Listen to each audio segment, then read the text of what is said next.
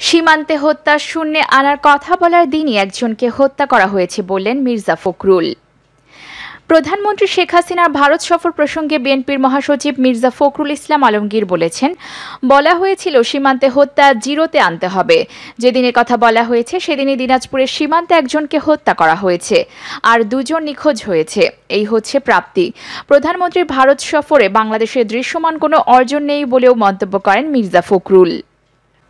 শুক্রবার সকালে রাজধানীর শেরেবাংলা নগরে প্রয়াত রাষ্ট্রপতি জিয়াউর রহমানের কবরে শ্রদ্ধা নিবেদনের পরে প্রধানমন্ত্রীর ভারত সফরে বাংলাদেশের কি অর্জন হয়েছে জানতে চাইলে বিএনপির মহাসচিব এই মন্তব্য করেন। এ প্রসঙ্গে মির্জা ফখরুল আরও বলেন, এই সফরে বাংলাদেশের অর্জন এখন পর্যন্ত আমরা যেটা দেখতে পারছি যে 53 কিউসেক পানি কুশিয়ারা নদীর। এছাড়া এখন পর্যন্ত আমরা দৃশ্যমান কোনো অর্জন দেখতে পাইনি। প্রধানমন্ত্রী শেখ হাসিনা ভারতের 4 দিনের সফর শেষ করে বৃহস্পতিবার রাতে দেশে ফিরেছেন।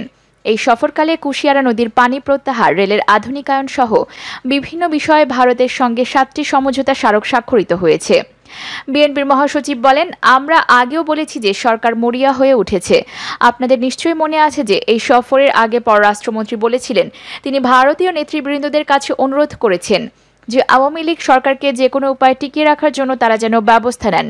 ফখরুল বলেন, আমরা সবসময় গণতন্ত্রে বিশ্বাস করি এবং এটা আমরা বিশ্বাস করি যেসব দেশ গণতান্ত্রিক তারা সবসময় সারা বিশ্বে গণতন্ত্র সমুন্নত রাখার জন্য, জনগণের অধিকার প্রতিষ্ঠিত করার জন্য তাদের ভূমিকা অক্ষুণ্ণ রাখবে।